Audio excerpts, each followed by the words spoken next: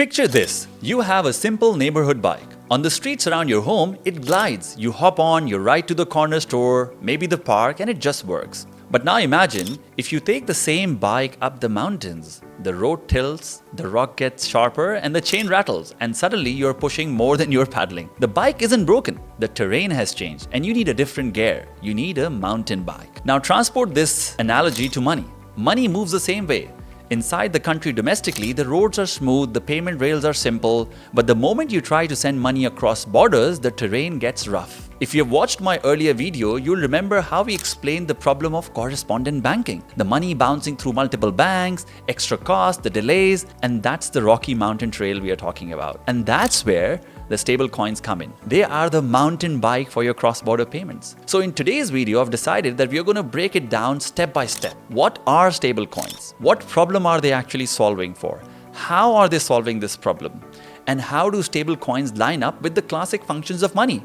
And finally, how do stablecoins compare with other cryptocurrencies like Bitcoin as a way to pay? Now, what are stablecoins? A stablecoin is digital money that is designed to stay steady in price. Let's take the example of USDC, which is the USD coin, where one stablecoin equals $1. Think of it like a game arcade arena. Now, remember that you visited those playlands where you hand over your dollars and they give you a token at the entrance?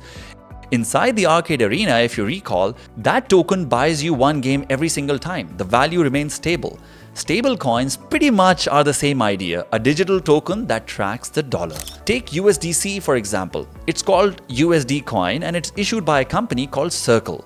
For every USD they create, they keep one real dollar or an equivalent safe asset in reserve. That way, if you bring back the USDC coin back to them, you can get $1 in return. That's how the value remains stable. And here's the key part. Stable coins live on the blockchain.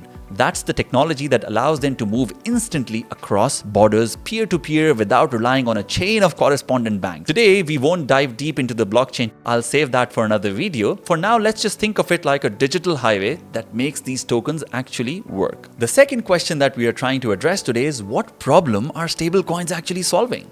And let's keep the cross-border in focus. Inside one country, payments are usually quick and cheap. Swipe a card or send a bank transfer and it's done. But across borders, that's where the wheel starts wobbling. Your money hops from one bank to another, each in a different country sometimes, and each with its own systems, cutoff times, fees, etc. As a result, the fees pile up, delays appear, and sometimes you're not even sure where the money actually is along the way. With stablecoins, the whole experience feels completely different. Instead of waiting days, the money moves in minutes and sometimes even seconds. Think of it like sending a WhatsApp message. How quickly it arrives, right? Now, you tap, you send, and boom, it's done. Instead of losing $20, $30 in cross-border payment fees, it is often done with a few cents, which is about the price of sending a text back in the old days of Nokia. And the reach is global. Whether you are sending money from Nairobi, Lagos, London, Dubai, or New York, the format is exactly the same. It doesn't matter where the other person is. It's like money finally speaks a universal language. And here's the best part, transparency. You can literally see where the transfer is on the blockchain. No more guessing, did the bank process it yet? It's like tracking your package online, but this time the package is your money. Now let's move on to the next question. How exactly are stablecoins solving this problem?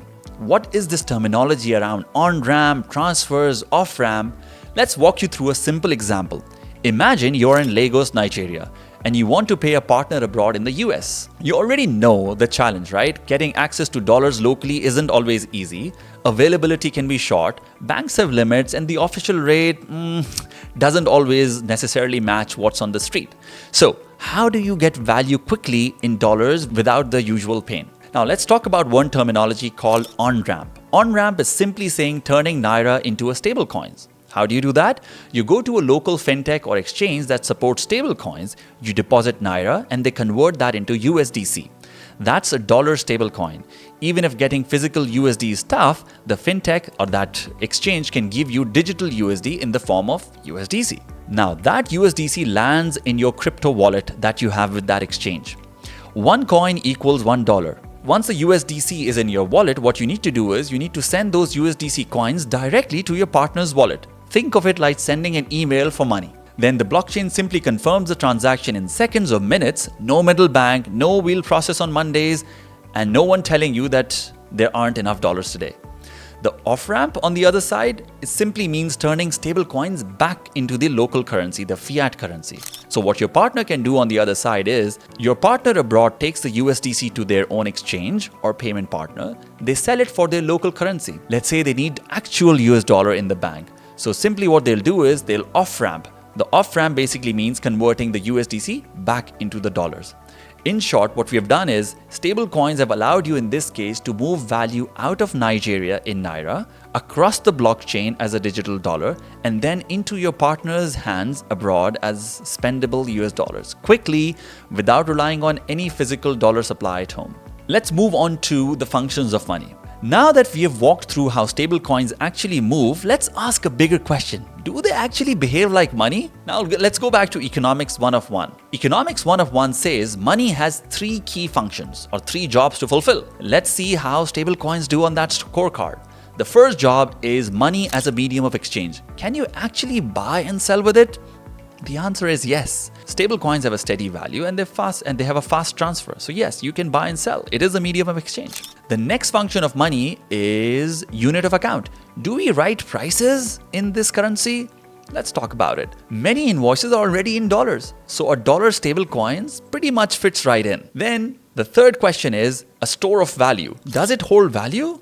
A dollar stablecoin holds at least as much as the dollar does, right? Because it's pegged to the dollar. It's not meant to grow, but it's meant to stay steady. So yes, it does check the box on store of value. So if we see holistically overall, the scorecard is simple. Stablecoins do behave like dollars, but they move on the internet. Or rather, let's say they move on the blockchain. Now let's address another question, which is stablecoins versus Bitcoin or other cryptocurrencies.